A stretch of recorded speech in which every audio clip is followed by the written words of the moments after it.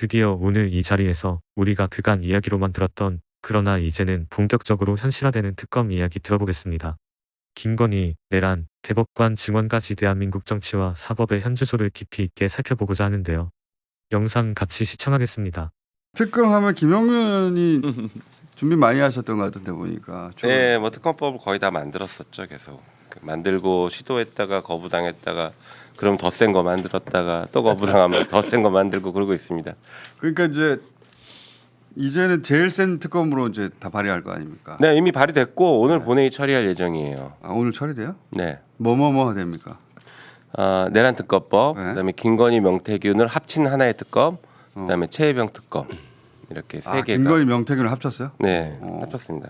근데 이름은 김건희 명태균입니까 아니면 김건희 특검법입니까? 정식 명칭은 김건희, 김건희와 명태균 뭐 이렇게 들어가 들어갑니다. 있죠. 건진법사 네, 건진법사 건진법사까지 들어갑니까? 명칭에 들어갑니다. 예. 명칭. 김건희와 명태균 검진법사 관련 뭐 국정농단 이렇게 들어갑니다.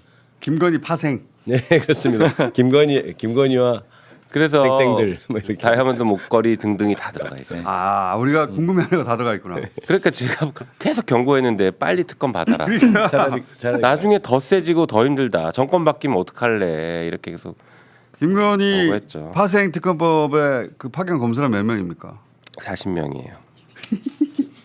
예 40명 특검 보가 4명이고 40명. 늘어났네요.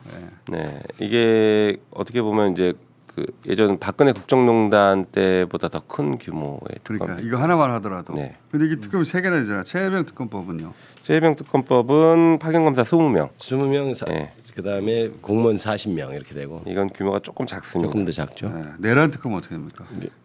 내란이 이게 지금 가장 중요해졌는데요. 이게 이제 김건희랑 똑같아요. 원래는 40명 파견 공무원 80명 그다음에 그 임명할 수 있는 수사관 80명인데 해보니까 지금 안 될 것 같아요. 더 키워야 돼요. 더 키워야 될 것 같아요. 사건이 점점 더 많아지고 있고 증거인멸한 정황들이 너무 많이 나오고 있어서 그리고 외환은 아예 던질지도 못했잖아요. 그렇죠. 외환도 들어가야 되고 지금 내란 사건이 수습 국면이라고 잘못 알고 계신 분들이 있는데 내란 사건 이제부터 시작입니다.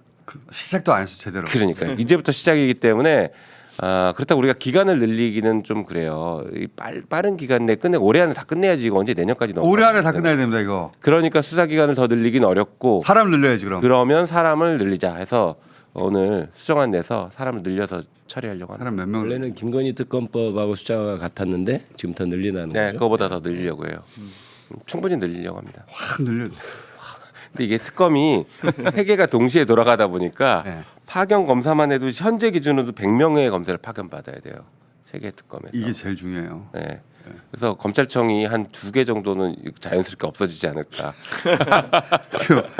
실제로 내란과 관련해서는 어쨌든 수사 과정에서 지금 새롭게 계속 확인되는 부분들이 있고 우리 가장 최근에는 어쨌든 대통령실 CCTV에서 기존 진술과 다른 내용들이 확인됐다라고 그렇죠. 하는 것들이 이제 네. 나오고 있고 세상 뭐 그래서 네. 출구 금지됐지 않습니까 한덕수하고. 뭐 비화폰이라든지 비화폰 서버라든지 서버, 네. 또 삼청동의 안가 CCTV라든지 핵심 물증조차도 손에 쥐고 있는 게 별로 없어요. 그리고 외환을 건들지도 못했어요. 외화는 아예 손대지도 못했고 분명히 전쟁을 유치하려고 한 것 같은데 일으키려고 한 것 같은데 거기는 아예 들어가지도 못했잖아요. 노상원에 뭐 있는지도 몰라 아직도 우리가. 네. 그리고 이 내란 특검법이 중요한 게 지금 지기현 판사가 재판하고 있는 것을 다른 재판부랑 막 병합해서 이것저것 가져올 수 있게 돼 있습니다. 그러니까 다른 사건으로도 다른 재판으로도 그러니까 다른 법원으로도 기소할 수 있고 그러다 보면 병합도 할 수 있고 그리고 재판은 무조건 다 공개하도록 돼 있고요. 그렇기 때문에 지금 지기현 판사가 재판을 비공개로 하거나 깜깜이 재판하거나 아니면 뭐 좀 뭐 이상하게 흘러간다라는 것들 이걸로 막을 수 있죠. 그리고 재판 중계까지도 가능할 수 있도록 법안 다 넣어놨습니다. 내란 특검법의 검사는 그럼 최소한 60명 정도 됩니까? 그 정도는 해야 되지 않을까 싶어요. 특검보도 좀 더 늘리고 네. 네. 그러니까 예산도 확 여섯 명 지원해주고, 늘렸죠. 네. 사람도 특검보도 지원해주고. 네. 보통 근데 이제 사무실 꾸리고 뭐 현판하고 하는데 시간이 걸리잖아요 한 3주는. 한 20일 정도 주는데 네. 그 기간도 원래는 수사를 못 하게 돼 있어요. 네. 기존 법들은. 근데 우리는 그 기간도 수사할 수 있고 내란 같은 경우에 지금 재판이 진행 중이니까 그 기간에도 재판 공소유지를 가져올 수 있게 넣어놨습니다. 그러니까 지금 말씀하신 것처럼 지기현 재판부가 이제 중심적으로 내란 재판을 지금 진행 중인데 네, 그렇죠. 굉장히 위험해 보이잖아요. 그게 특히 이제 뭐가 벌어진지 알 수가 없어요. 예, 검찰의 공소유지 과정도 굉장히 좀 액티브하게 진행돼야 되는데 굉장히 소극적으로 보여지고 그래서 이런 부분들까지 이제 공소유지를 특검이 행사할 수 있도록 해 있고 또 하나가 이제 그 대통령 기록물. 네. 대통령 기록물에 사실 내란 관련 자료들이 상당 부분 있을 수 있잖아요. 이런 부분들이 지금 대통령 기록물법상 상당히 좀 어려움이 있기 때문에 이런 거에 대한 좀 특별 조항을 담아서 이런 것들도 압수수색 관련 국회 의결을 완- 통해서 완화하는 받아올 수 조항을 있는. 냈죠. 좀 네. 많았죠. 그리고 예전에 그 박근혜 특검 때 주기적으로 계속해서 공보하기로 했었잖아요. 브리핑하기로. 네. 이것도 있습니까? 네, 브리핑 다 있습니다. 네. 아이 좋아. 뉴스가 한 2, 3주부터 계속 쏟아지겠네요. 네. 근데 예, 특검을 누가 추천하느냐도 중요한데 네. 세 개의 특검법 모두 다 이게 윤석열과 국민의힘이 다 연관성이 있는 것이잖아요. 결국에는 그 정부 하에 있었으니까. 그래서 더불어민주당과 비교섭 단체인 조국혁신당이 에서만 추천. 한 명씩 추천하는 것으로 이제 다 정리. 특검이란 게 장점이자 잠깐만요. 네. 아이 좋아. 아니 그러니까 자기들이 여기 관여할 수 있을 때 했었어야지. 받으라니까. 받았어야지. 그래서 이제 기간이 한정돼 있다는 거잖아요. 90일 지금 내란 특검이라는 건 90일 플러스 30일, 30일 이렇게 해서 150일이 최대한 보장돼 있는 시간인데 사실 짧다면 짧을 수 있는 시간이니까 사실 인력을 많이 투입하고 그렇죠. 다만 이런 일은 또 오래 이렇게 시간을 끌면 국가적으로도 좋지 않다니까 빨리 인원 많이 투입해서 한 번에 맞아요. 해결하고 그다음에 이거를 검찰에 맡겨놓으면 다시 검찰의 힘이 더 막강해지기 때문에 새로 이렇게 다시 특검으로 만드는 것이 옳다 이렇게 해서 방향성은 아주 그러면은 근데 이제 검찰에서 파견은 오잖아요 검사들이. 근데 그 책임자를 누구로 하느냐가 굉장히 중요하잖아요.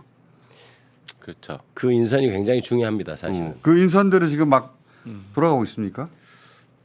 그건 이제 국회에서는 하지는 않을 것 같고요. 이제 대신에 특검 후보군들을 찾는 것들은 좀 저희가 뭐 하고는 있죠. 그러니까 이게 오늘 특검법이 통과되면 언제 특검이 출범할 거냐 이게 궁금하실 수 있잖아요. 네. 오늘 통과되면 다음 주 화요일 날 국무회의에서 공포될 가능성이 높습니다. 바로. 네. 그러면 특검법상 11일 이내에 특검이 출범을 하게 돼 있어요. 11일. 그런데 그걸 단축시키면 4일도 가능합니다. 다시 말해서 다음 주에 국무회의 공포하고 다음 주말쯤에 특검 출범이 가능합니다. 빠른 거 좋아요. 그렇죠.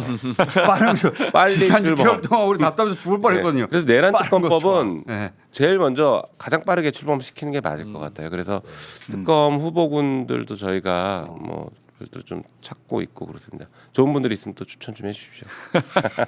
지금 이 세 개의 특검법 명칭을 보면 네. 맨 뒤에가 진상 규명을 위한 특별검사가 임명대행에 관한 법률안이라고 해서 다 동일해요. 그러니까 이게 진상 규명이거든요. 진상 규명이 가장 기초의 출발인 진상 규명조차도 이 사건에 대해서 안 이루어졌고 그 다음 단계는 그런 진상 규명에 따라서 일정한 책임 추궁이 되고 재발 방지를 해야 되는 부분들인데 이게 이제 자꾸 저쪽에서 얘기하는 것은 정치 보복하지 마라 뭐 이런 얘기 하는데 전혀 무관한 거거든요.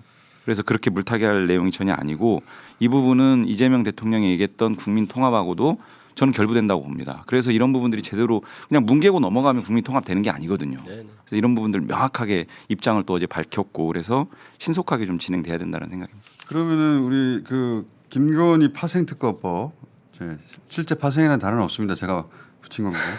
여기 도이치모터스 들어가고 그렇죠. 당연히 양평고속도로 들어갑니까? 네, 당연히 들어갑니다. 들어가고 코모나 컨텐츠 당연히 들어가요. 매물. 아니, 알고 계신 건 다 들어간다고. 목걸이 다 들어가고 들어갑니다. 백도 백 다 들어가고 들어갑니다. 다 예. 들어가고요. 우리가 알고 있는 거 다 들어가는 거예요. 혹시 받은 게 더 있을까봐 금품 향응까지 다 넣습니다. 뭔가 더 있을 것 같긴 해요. 네. 예. 그다음에 이제 창원 산단 문제라든지 대우조선 파업에 관여했던 어떤 국정농단 관련 문제, 뭐 여론조사 선거 개입, 아 선거기 그렇지. 공천 개입 공천 개입이지. 그런 큰 거 부분들. 있구나 예, 또. 그렇습니다. 공천 개입 그거 거의 확실히 드러났다고 볼 수 있는 녹취가 있는데 그럼요. 또 이런 건 어때요? 내란 특검법은 내란 특검법대로 돌아가겠지만 김건희 씨가 이 내란에 관여한 거 아닌가 하는 의구심을 가진 분들이 많거든요. 네. 두 부부의 특수성으로 볼 때 그 두 부부가 만나고 나서 제일 크게 벌어진 일이 내란인데 그것만 몰랐다는 게 이게 말이 되나? 라는 의심이 있는데. 어색하죠. 네, 그렇죠. 믿지 않- 이거는 내란 특검법에서 다릅니까? 아니면 김건희 특검법? 내란 특검법에서 다룰 것이고요. 그러니까 내란의 공범인지를 특검이 확인을 하게 되면 바로 수사하고 이거 바로 구속이죠 이렇게 되면. 그리고 또 있습니다. 내란 특검법. 그러니까 우리가 지금 사법 내란이라고 해서 조희대 대법원장이 네. 큰 사고 친 거에 예. 대해서 별도의 특검법을 발의를 해놓긴 했는데, 아, 그래요? 예, 근데 조희대 사법 내란 이전에 이 내란 때 12.3 비상계엄 때 뭐 했냐에 대해서 그렇지. 의문을 제기하는 분들이 많고 어. 의심하는 부분들이 있어요. 예. 그래서- 계엄 당일날 사법부의 조치는 무엇이었나? 맞습니다. 그래서 12.3 비상계엄과 관련해서는 이 내란 특검법이 조희대 대법원장까지도 수사 가능합니다. 그렇구나. 잘 됐네. 예를 들어서 이런 의문의 사건들 있잖아요. 왜? 그 세관 마약 사건 의문의 사건이잖아요. 아니 그 많은 마약이 어떻게 그냥 저렇게 들어왔지? 그리고 세관원들이 정말 봐준 건가? 이런 의혹이 남은 채 그냥 대충 무마됐는데 이런 것도 다시 이 안에서 다뤄집니까? 세관 마약 사건은요 상설 특검을 통과시켜놨어요. 아, 그런데 그동안 이주호 등등이 계속 최상목, 한덕수 등등이 임명을 안 하고 있었죠. 그래서 그 부분은 이재명 대통령이 임명 절차를 거치면 바로 출범 가능합니다. 그 항목 중에 윤석열 전 대통령 재임 기간 중 김건희가 대통령의 지휘 및 대통령실의 자원을 이용해 사적일 추구했다 이런 항목도 있기 때문에 거기에 포섭이 될 수도 있다 이런 생각하고 말씀하신 대로 상설 특검에서 할 수도 있고 여러 가지 방안이 지금 마련돼 있다고 그럼 볼 수 특검 세 개가 거의 동시에 같은 기간 동안 막 돌아가겠네요. 사무실도 거의 비싼 곳이 있습니까? 글쎄요. 뭐 그거는 그거는 뭐 각 특검이 갈아서 해야겠죠. 특별검사께서 결정하시겠죠. 특검 사무실 용산에 둬야 되는 거 아닌가 싶은데요. 다 용산 관련된 사건. 그 그쵸. 법무부 인사정보관리단 거기 사무실 비어 있으니까 거기 바로 들어가도 되겠네요. 그다음에 장경태 의원님은 그 대법관 증원 30명으로 하는 거. 저는 100명 아닙니다. 아, 근데 100명 좀 많은 것 같긴 한데 한 번에 100명. 근데 독일은 더 많더라고요. 150명 정도 네. 되고요. 프랑스가 120명 정도 되고 그러니까. 전문법관 제도라서 100명이라는 게 엄청 많은 건 줄 알았더니 그렇게 이미 그 이상을 하는 나라들이 있더라고. 네. 그렇죠. 그래서 지금 몇 명으로 가는 거예요? 지금 일단 30명으로 어제 소위에서는 통과시켰고요. 네. 이제 제가 30명 발의했더니 그거 갖고 되겠냐고 화내면서 100명을 화까지는 안 했습니다. 발의를 했죠. 그런데 이게 대법관 수가 갑자기 이제 지금 2배 정도 늘어나는 건데 여기에 대해서 법조인들이 걱정하는 분들도 일부는 있긴 있어요. 근데 이렇게 생각하시면 될 것 같아요. 그 대법관들이 사건을 처리하는데 기록을 안 봐도 된다라고 천대엽 법원행정처장이 법사위에 나와서 공식적으로 얘기했습니다. 기록 우린 다 안 봅니다. 이거 말이 안 되는 것이거든요.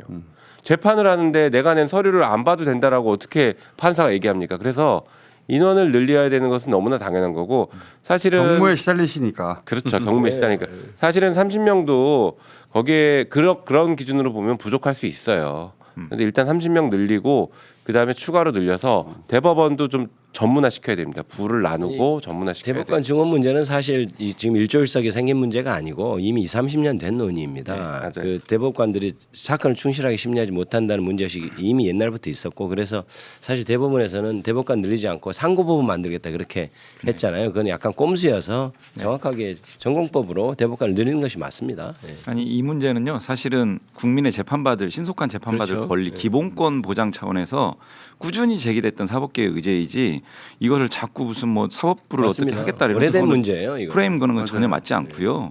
사건이 적체되고 이게 국민들은 계속 그 결과를 빨리 받아보고 싶은데 대법원도 그런 얘기 계속 하거든요. 너무 사건이 많다. 그러니까 뭐 상고 허가제니 뭐 상고법원이 이런 방식의 매우 잘못된 해법들을 대법관은 절대 못 늘려. 왜? 우리가 그 특권을 계속 가져가야 되니까. 그러니까 희소해야 되니까. 예. 그렇죠. 예. 그런 말도 안 되는 얘기를 사법개혁 의제로 계속 얘기했던 권력은 부분인데 우리만 누려야 돼. 너무 많으면 내 희소 가치가 떨어져 이거 아닙니까? 네, 대법관 수가 적은 게 나중에는 그 정관 시장에서는 도장값이 비싸집니다. 도장 하나 찍어주는데 몇 천만 원 받는다라는 기사들이 이미 나와 있죠. 그리고 도장 하나 찍어주면 왜 도장을 찍어주냐? 그러면 상고심에서 심리불속행을 안 하고 그래도 검토는 해준다. 대법관 전직 대법관 도장이 있으면 대법관에 찍은 거야 이거? 예, 그렇죠. 그래서 그 도장값을 받는 건데 이게 대법관 수가 많아지면 그 시장이 줄어들고 단가가 떨어지지. 예, 아예 없어져야 되는데 어쨌든가 너무 싫은 거죠 그런 것들이. 그러니까 실제로 지금 대법원에 지금 이 재판 수가 5만 4천 건 정도 되거든요. 근데 이게 지금 지방법원 판사 기준으로 했을 때 1인당 한 1년에 2,500건 정도 소화하고요. 1년에? 예, 고등법원 판사가 1년에 200건 정도, 그리고 대법원 판사가 1년에 4,500건이에요. 그래서 365일 하루도 안 쉬고 재판을 하셔도 하루에 10개씩 재판해도 불가능하다. 판결을 내려도 다 못 하거든요. 그러니까 이제 심리 불속행을 많이 하는데 실제로 이 대법원 판사 14명이 실질적인 재판을 하는 게 아니라 대법원에 소속된 재판연구관 101명이 사실상 사건 기록을 다 검토하고 재판을 한다라고 보셔도 무방할 정도입니다. 그러니 대법관 늘려주면 경무도 줄어들고 얼마나 좋나 대법관. 그렇죠. 근데 대법관들은 싫어하는 것 같아요. 일단 대법관이 된 사람들은. 그러니까 논리적으로 조희대 대법원장이 국회에 와서 계속 지속적으로 요구하고 있는 게 법관 수가 부족하다. 법관 수 좀 늘려달라고 하거든요. 심지어 또 300명 정도를 최소 늘려달라고 요구를 하고 있어요. 저희한테 법관 수 늘려달라고 하면서 대법관 수는 못 늘리겠다고 하는 자기는 거거든요. 이미 대법관이 됐잖아요. 그렇습니다. 사다리 걷어차기죠. 그래서 전형적인. 일선에 있는 법관들은 사실은 대법관 증원에 찬성하는 사람이 저는 더 많다고 알고 있습니다. 그러니까 맞아요. 저도 많이 대법관들이 된 사람들은 이제 느리는 거 싫어하지만 30명이 해봐야 2배로 늘어나는 것밖에 더 예, 됩니다. 크게 늘어나는 것도 사실 대법관 증원과 관련해서 연동해서 좀 고민해야 될 지점이 네. 대법관이 30명으로 늘면 어떻게 보면 지금 헌법에는 대법관은 그 대법원장의 제청에 의해서 이제 절차가 시작되는 네. 거거든요. 근데 대법원장의 파워가 더 커질 수 있다라는 일각 우려도 있습니다. 그렇기 때문에 저는 대법원장이 제청권 행사에 대해서 좀 이런 것들에 대해서 좀 뭐랄까 이렇게 좀 제어할 수 있는 그래서 대법관 추천위원회를 좀 더 실제로 한다라거나 이런 방식 헌법 고민들도 개정할 때 아예 그걸 없애야 될 것 같이 같아요. 좀 독일에서는 아예 법관이 법관을 임명하지 못하게 돼 있더라고요. 법관을 독립해 주되 자기들끼리 인사하면 그것이 하나의 권력이 된다고 해가지고 법관을 임명하는 권한은 다 국회로 가 있더라고요. 예. 오히려.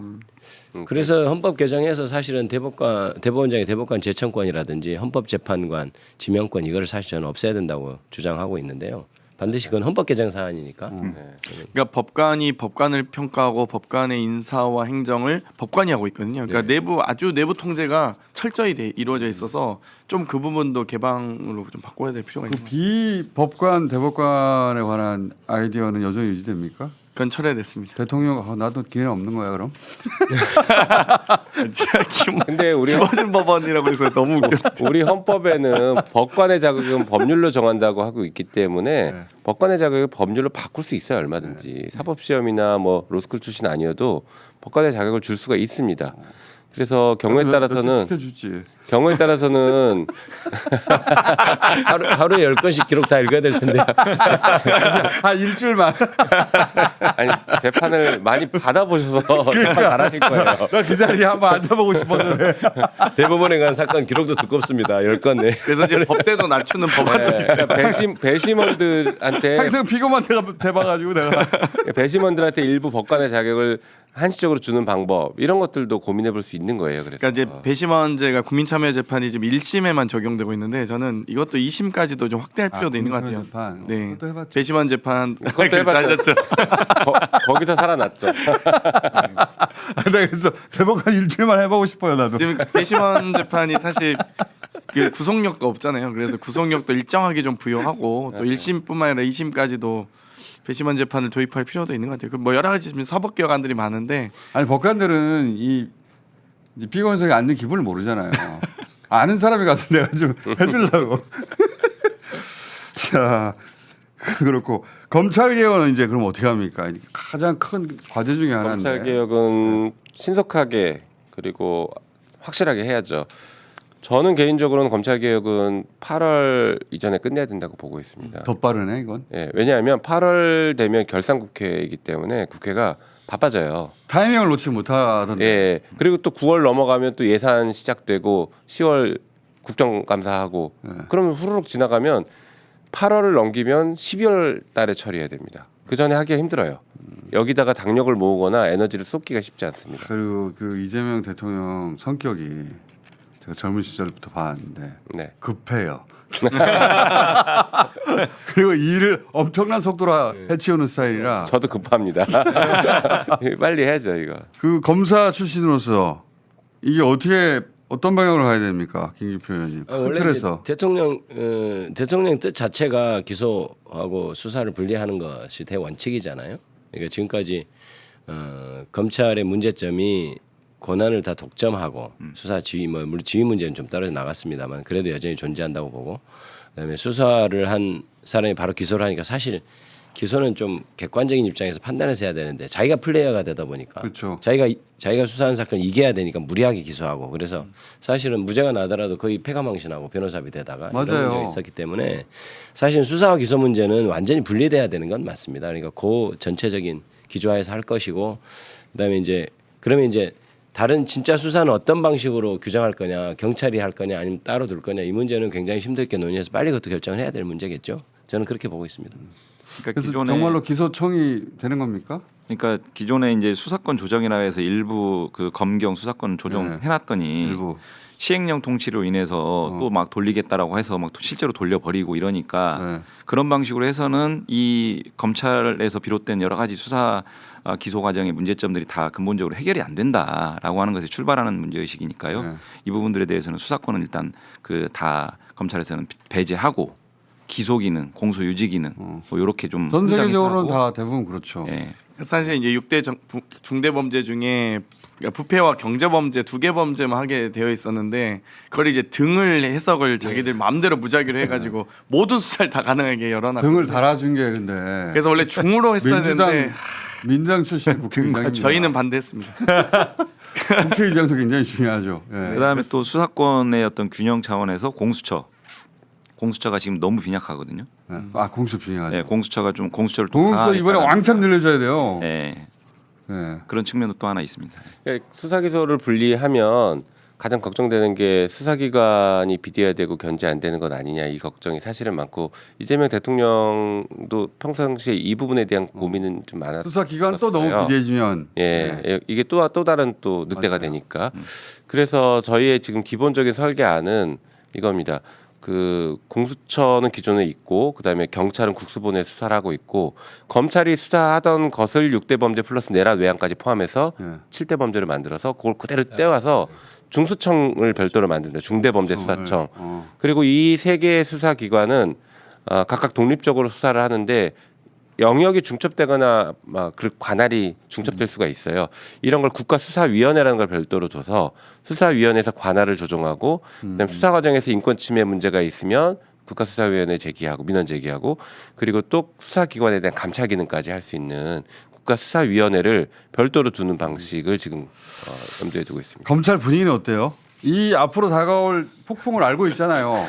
일단 개인적으로는 전화해가지고 형 그 저 공수청에 남는 게 맞아 수사청으로 가는 게 맞아. 이미 마음의 준비는 하고 계시군요. 그렇지 폭풍을 막을 수 없다는 건 알죠. 자기들 한 일이 있는데 지금 지난 5년간 그게 분위기를 지난 3년이구나. 그건 좀 양심 있는 검사. 그러니까 그게 분위기를 그런 전달하는 검사니까 전화하시겠죠. 한마디라고 저는 봅니다. 그러니까 이미 개혁이라는 것은 피할 수 없는 것이고 그럼 이제 나는 어디로 가야지 이제 이런 걸 고민하는. 그러니까 이재명 죽이는데 검찰력을 다 썼으니까 예. 지난 3년간 자기도 알잖아요. 제가 그 윤석열 정권 초기에 진짜 친한 검사하고 이렇게 얘기를 한 적이 있어요. 그런데 그 검사마저 그러더라고요.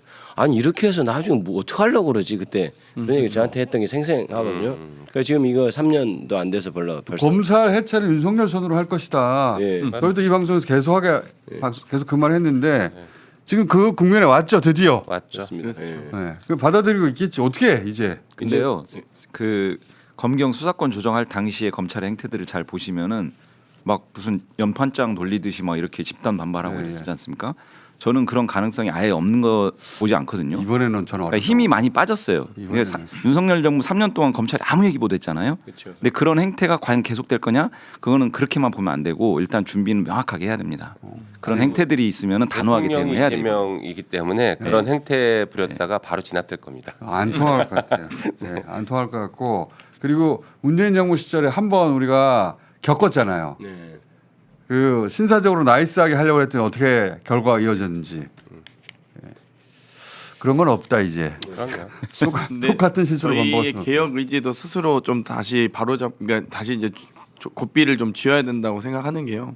그러니까 잘 될 거라고 낙관하다 보면 또 시기를 놓칠 수 있기 때문에 저희가 21대 때도 정말 많은 의석을 가지고 개혁 입법 하자고 했는데 사실 그때 물론 뭐 당 대표를 잘못 뽑은 것도 있지만 흐지부지 되긴 했었거든요. 그래서 좀 이번에도 저희도 어찌되건 이제 차기 있을 원내대표 선거 또 당대표 선거가 남아 있기 때문에 원내대표 선거됐구나. 예, 개혁 의지가 있는 분들이 좀 더 뚝심 있게 하긴 해야 됩니다. 원내대표 선거가 다음 주인가요? 다음 주 네, 금요일이 13일. 예, 금요일이 오늘 내일 금방이네요. 등록 네. 다음 주. 예.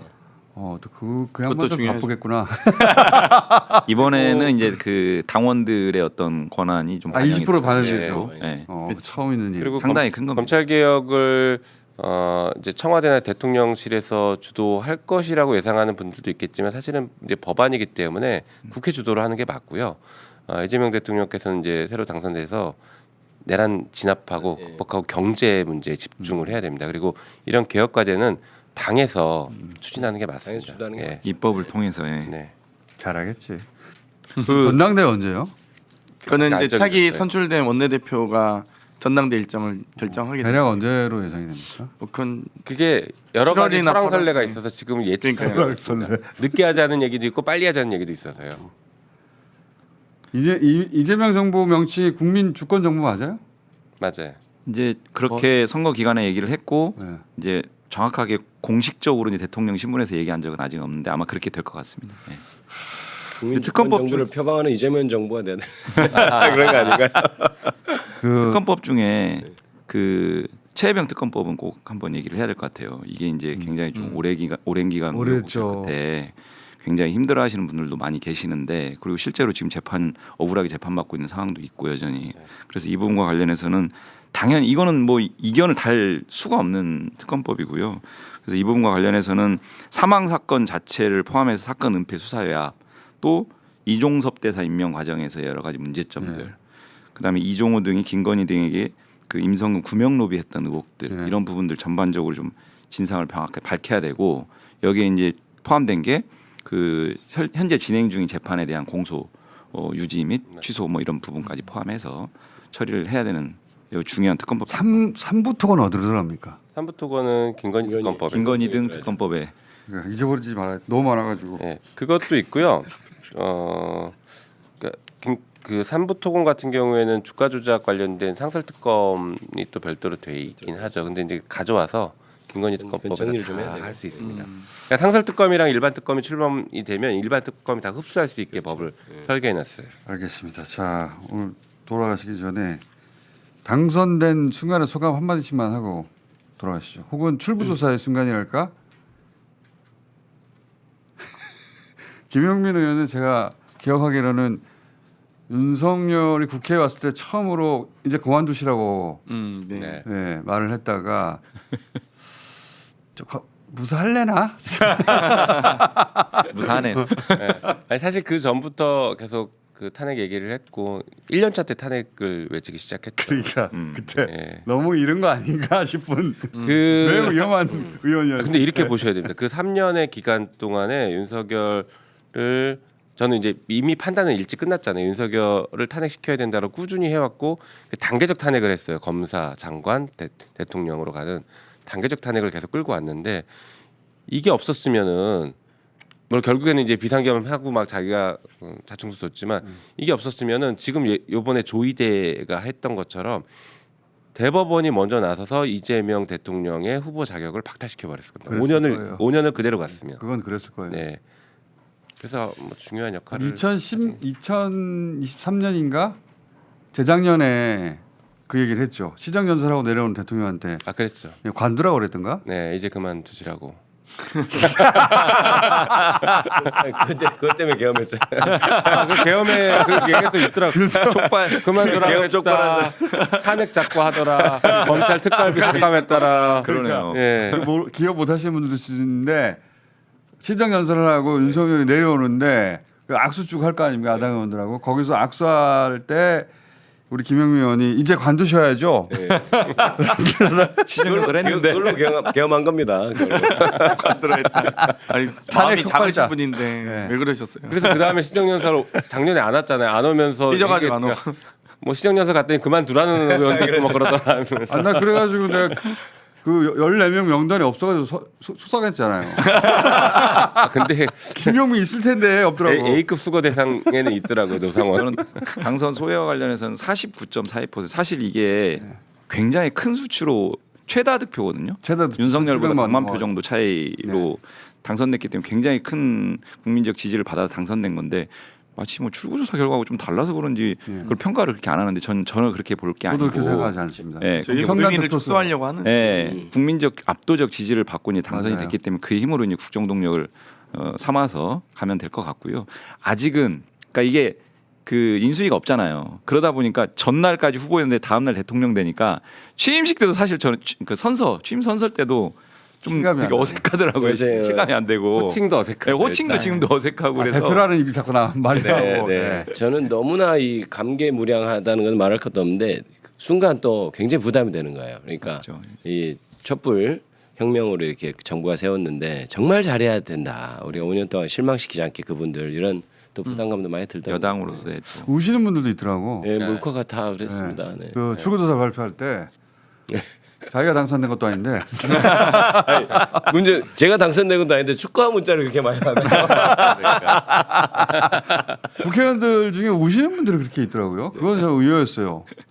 네. 아니, 저도 근데 울컥했던 게 그 대표님 아니 대통령님께서 그 뭐 단식하셨던 시기 또 서울구치소에서 체포동의안 가결돼 나오셨던 시기 녹색병원에서 최고위했던 기억 또 부산에서 피습당을 하셨을 때 피 막 흘리셨던 그 기억이 막 주마등처럼 이제 스쳐가면서 저는 아 진짜 살아남아 주셔서 감사합니다라는 생각이 딱 들더라고요. 그거 기적적이에요 사실. 아니 이게 진짜 이게 영화로 나와야 될 것 같아 이 정도면. 드라마로 쓰면 너무 자기적이라고 할 거예요. 네네. 너무 여러 번 죽을 뻔해가지고. 아니, 게다가 막상 또 선거 자체를 또 못 치를 뻔했지 않습니까, 대법원 맞아 때문에. 맞아. 마지막에 말도 안 되는 진짜 반전이 너무 많아가지고 이렇게 영화 만들면 망해요. 아, 저는 그 파기환송된 취임식 때 오히려 울컥하더라. 딱 나왔을 때는 잘 덤덤했는데 취임식 때 울컥하더라고. 대통령 이재명한테 그때 그때 울컥하죠. 그것도 예. 맞죠. 예. 그건 뒤로 하고 6월 18일 날 네. 파기환송 재판이 잡혀 있습니다. 맞아요. 예.